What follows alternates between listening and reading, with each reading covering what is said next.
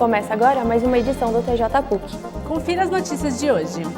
Gravidez durante a fase escolar e universitária conta com o apoio da lei e a conciliação é possível. Conexão 4G chega à área rural de Valinhos. Museu da Imagem e do Som de Campinas desponta na lista dos prédios públicos mais abandonados da cidade. Flagrante em São Paulo, produção do TJ PUC filma a venda de drogas em frente ao Museu Catavento. Veja agora no TJ PUC.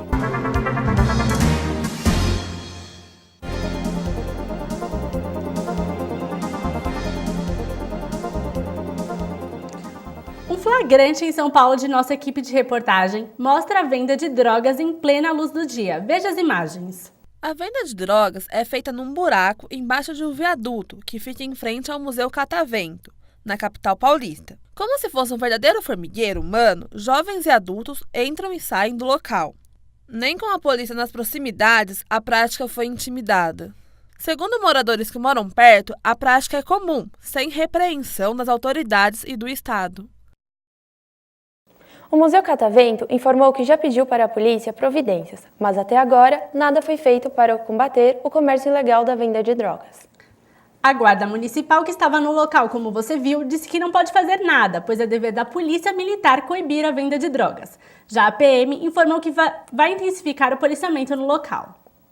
Ser mãe é o sonho de várias mulheres, mas quando realizado ainda jovem, pode atrapalhar os objetivos de vida. Conciliar estudos com a maternidade não parece ser tarefa fácil.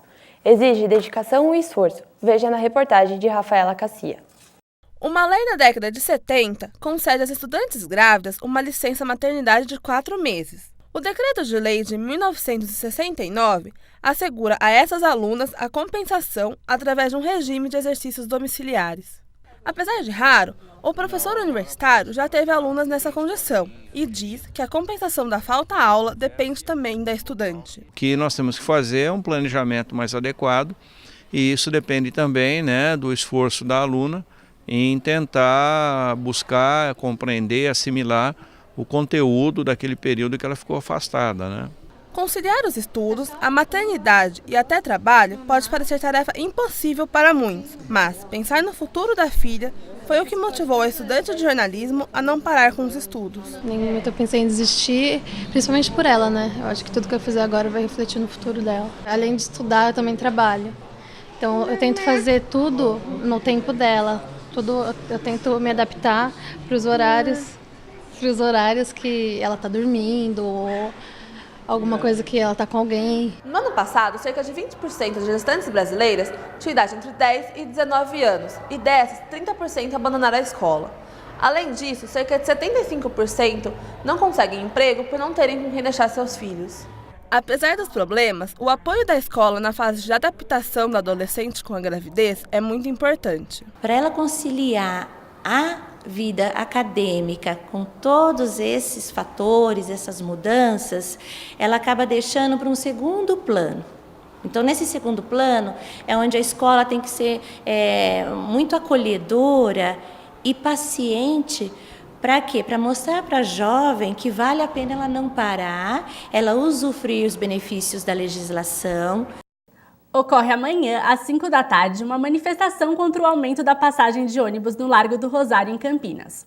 A manifestação faz parte de um ato nacional e os diversos manifestantes vão estar nas ruas lutando para que a tarifa chegue a zero ou pelo menos seja reduzida.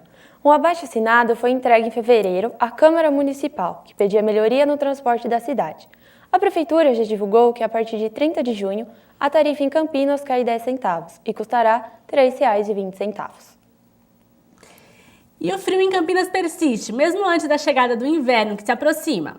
Vamos ver agora como fica a previsão do tempo para a nossa região. Karina, com a proximidade do inverno, que começa já no dia 21, as temperaturas tendem a cair cada vez mais. Para se prevenir do frio, é necessário muito agasalho. Mas para as pessoas que moram nas ruas, essa não pode ser uma opção. Elas acabam se protegendo com jornais ou papelão, como você vê nas imagens. Por isso, é importante lembrar que você pode ajudar participando das campanhas e doando blusas e cobertores. Bom, vamos agora ver a previsão do tempo para o inverno que se aproxima. Com a entrada de massas de ar frio, as temperaturas são baixas na região de Campinas. A mínima chega a 10 graus e a máxima não supera os 21 graus Celsius. A previsão de chuva para os próximos dias é baixa. É com você, Carla. E já no próximo bloco, taxa de desemprego em Campinas permanece positiva. Voltamos daqui a pouco.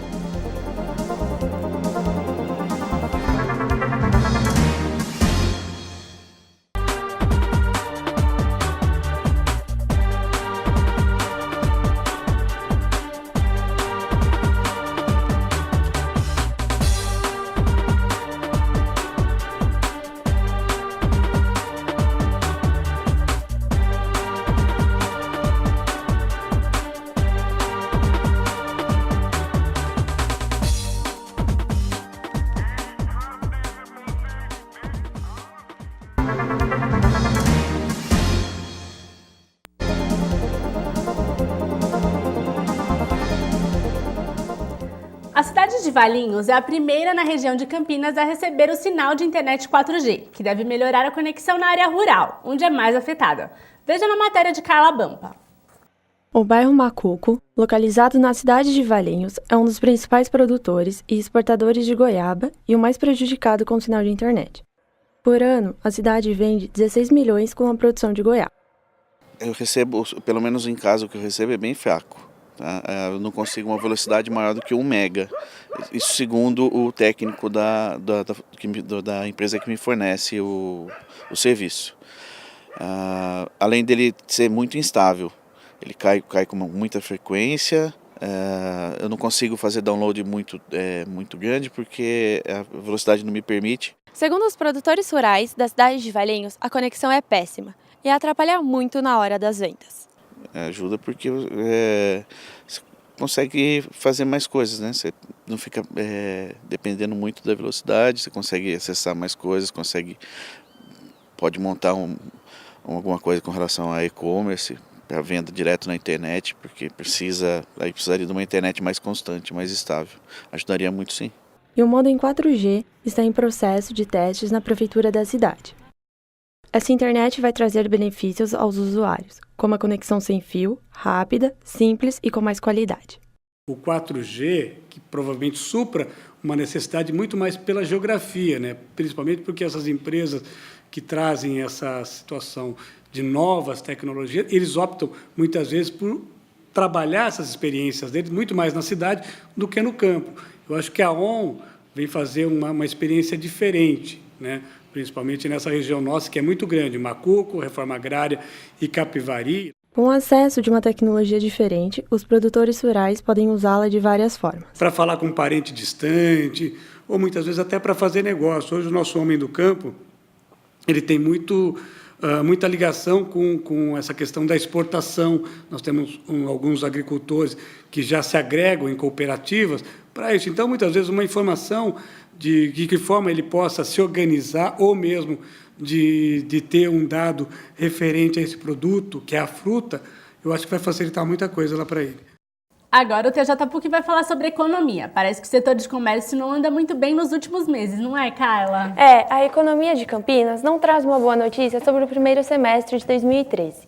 Houve uma queda nas vendas, mesmo com o faturamento de 4,76%. E segundo a Associação Comercial e Industrial da cidade, a fase atual é de ajuste e a situação do comércio é reflexo do desempenho da economia. Carla, eu também não trago boas notícias sobre a balança comercial de Campinas. Recentemente, o MIDIC, o Ministério de Indústria, Desenvolvimento e Comércio Exterior, divulgou que Campinas está entre as cidades que mais exportam do estado de São Paulo. Mas como você pode ver no quadro, Campinas tem a balança comercial negativa. Veja, o volume de exportação é de 373,6 milhões de dólares. E o de importação, 1,44 bilhão de dólares, gerando um déficit de 1,6 bilhão. Mas, desde o ano de 2007, Campinas está com uma balança comercial negativa. Veja, vem numa crescente.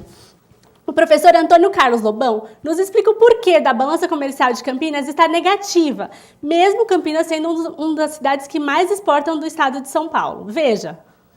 Devido ao papel que a cidade ocupa dentro da estrutura produtiva. Aqui, as empresas que estão aqui são empresas que elas importam muitos produtos, muitos componentes, e aqui esses componentes são montados e aí você vende para o mercado interno. Tá? Então, o que acontece? Muitas empresas são fortemente importadoras, ou seja, ela tem essa característica, né? Então, eles importam matérias-primas, importam tecnologia, produz aqui e vende muito para o mercado interno. Então, isso faz com que as importações da cidade sejam muito altas. Tá? Agora, e a cidade também exporta, ou seja, aqui também se produz muito para exportação. Mas os bens que são produzidos aqui, eles não vão todos para exportação. Uma parte vai para exportação, outra parte para o mercado interno. Então, e a importação atende a tudo isso. Então, você importa muito, exporta muito, mas o total das importações é maior que as exportações. Dados do CAGED, Cadastro Geral de Empregados e Desempregados, mostram que, até o mês de maio, o desemprego em Campinas permanece positivo. O setor de serviço tem grande contribuição nesse quadro. Segundo dados do CAGED, do Ministério do Trabalho e Emprego, no período de janeiro a maio de 2013, o município de Campinas está com um saldo positivo ao que diz respeito à taxa de desemprego. Isso acontece principalmente devido à importância do setor de serviços, que até o mês de maio responde positivamente ao desemprego na cidade. Qual tipo de serviço? Apoio à atividade industrial, informática, manutenção e logística, e comunidade, hospital, universidades e transporte. Campinas é um polo industrial e produtor de conhecimento tecnológico. Isso gera influência direta na tendência de crescimento do setor de serviços, que é atualmente uma das bases que sustenta o emprego no município. E a seguir, o projeto promove o esporte para crianças com deficiência intelectual. Mesmo com a liberação de verba para a reforma, o Museu da Imagem do Som continua abandonado. O TJ PUC volta já.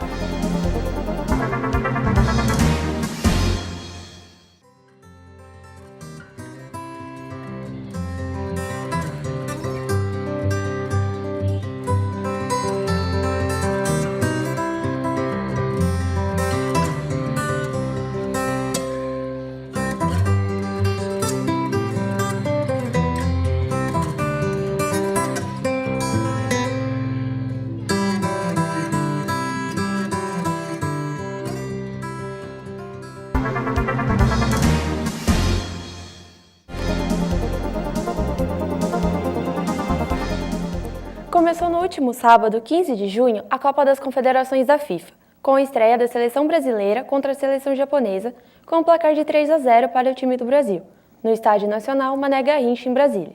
E hoje, às 4 horas da tarde, vai ocorrer o primeiro jogo da segunda rodada, entre Brasil e México no Castelão, em Fortaleza. A seleção brasileira busca sua segunda vitória. Professores da Faculdade de Educação Física da PUC Campinas fazem parte do projeto da Fundação Special Olympics Brasil, uma entidade sem fins lucrativos que promove o esporte para crianças com deficiência intelectual. É o que conta a repórter Maria Luísa Borim. Crianças com deficiência intelectual encontram nas piscinas uma forma de diversão e aprendizado adaptados às necessidades especiais delas. O projeto de natação ministrado pelos professores da PUC Campinas, Beto Silva e Bel Guerra, é uma parceria entre a Prefeitura e a Fundação Special Olympics Brasil. As aulas de natação ajudam no desenvolvimento esportivo. A parceria capacita e treina alunos de escolas públicas que participam dos Jogos Escolares adaptados na PUC Campinas. A repórter Maria Luísa está ao vivo com o professor Beto Silva, que vai contar mais sobre como funciona o projeto de natação da Fundação Special Olympics Brasil. Olá, Carla. A Fundação Special Olympics Brasil é filial Special Olympics International. No Brasil, são praticadas 9 modalidades. Aqui em Campinas, a Prefeitura firmou acordo entre a Fundação e a PUC Campinas, onde acontecem as aulas de natação do projeto. Eu estou aqui agora com o professor Beto Silva, professor da Faculdade de Educação Física da PUC Campinas, que vai falar mais sobre as aulas do seu projeto de extensão. Olá, professor. Como funcionam essas aulas do seu projeto de extensão? O projeto de extensão, ele se chama AMAT, Núcleo de Atividade Motora e Treinamento Esportivo para Pessoas com Deficiência.